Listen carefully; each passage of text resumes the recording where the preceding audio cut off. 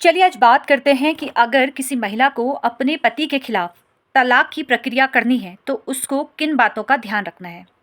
देखिए, अगर आप तलाक का केस कर रही हैं, पति के द्वारा हो रहा है या पत्नी के द्वारा हो रहा है, तो कभी भी जल्दीबाजी नहीं करनी चाहिए, क्योंकि कभी-कभी क्या होता है कि बिना परिणाम जाने लोग इतनी जल्दीबाजी कर देते हैं कि तलाक का केस उन्होंने तुरंत फाइल कर दिया कि अब हमें अपने पति के साथ नहीं रहना है या पत्नी के साथ नहीं रहना है। जल्दीबाजी इन चीज़ों पे नहीं करनी चाहिए, बहुत सोच समझ कर ही आपको अपनी ये डिसीज़न लेने चाहिए। आपके बच्चे हैं तो पहले आपको उनके भविष्य के बारे में भी सोचना चाहिए, क्योंकि एक बच्चों के लिए उसके माता और पिता दोनों की आवश्यकता होती है। और मैं खुद मेरा ये मानना है कि तलाक जैसी जो प्रक्रिया है उससे नहीं गुजरना चाहिए, लेकिन स्थिति अब इस कदर ख़राब हो गई है कि दोनों अब एक साथ नहीं रह रहे हैं। उस स्थिति में तलाक की प्रक्रिया हमें करनी चाहिए।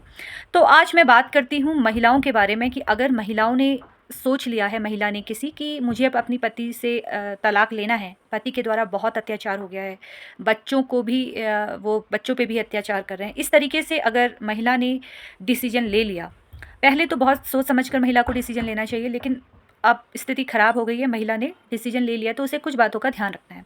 देखिए, सबसे पहले अगर आप तलाक का केस फाइल करने वाली हैं तो आपका सबसे पहले काम है, जब भी आप अपना ससुराल या अपने पति का घर, चाहे वो किराए के मकान में रहता हो या उसका खुद का घर हो या फिर आप सास ससुर के साथ रहती हैं, तो आपको घर छोड़ने से पहले कुछ काम करने हैं जो आपके केस को मजबूत करेगा।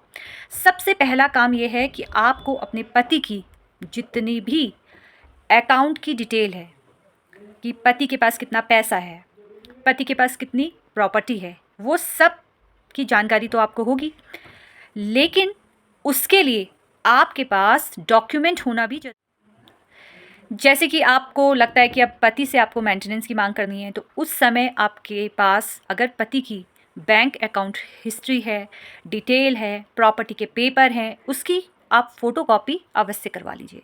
अगर मन में अब सोच लिया है कि नहीं रहना है, पति के द्वारा बहुत अत्याचार हो गया है, तो ये चीज़ों का आपको ध्यान रखना है। पति कहाँ काम करता है, क्या उसकी तनख्वाह है, जो भी उसकी सैलरी स्लिप है, अगर आप वो भी प्रोवाइड कर लेती हैं, आपके पास वो आ जाती है किसी भी तरीके से, तो वो भी आप फ़ोटोकॉपी लेके आप अपने मायके जा सकती हैं। उसके बाद अगला आता है स्त्री धन। स्त्री धन अगर आपके सास ससुर के पास है तो आप उनसे मांग सकती हैं, या पति के पास रखा है तो वो सारी चीज़ें भी आप लेके जा सकती हैं। अगर आप ये सारी चीज़ों का ध्यान रखेंगी, बैंक अकाउंट की सारी डिटेल्स, प्रॉपर्टी की डिटेल्स, उसकी सैलरी स्लिप कितनी है, क्या उसकी तनख्वाह है, किस किस से अगर किसी महिला से उसके संबंध है, उसकी जानकारी आपके पास होनी चाहिए, या वो आपके पास एविडेंस जिससे आप ये प्रूफ कर सकें कि आपके द्वारा कोई भी आरोप लगाया है, जैसे आपने मानसिक क्रूरता का आरोप लगाया है, तो वो सारी आपके पास सबूत होने चाहिए। ये सारे सबूत अगर आपके पास है तो आपका केस काफ़ी स्ट्रांग हो जाएगा। आपको केस दर्ज कराने के बाद सबूत जुटाने की आवश्यकता नहीं होगी, क्योंकि आपके पास ये पहले से ही ऑलरेडी है। उस समय आप ये सारी चीज़ें आप अपने वकील को दे सकती हैं और आपका केस 100% आप केस जीत जाएंगी।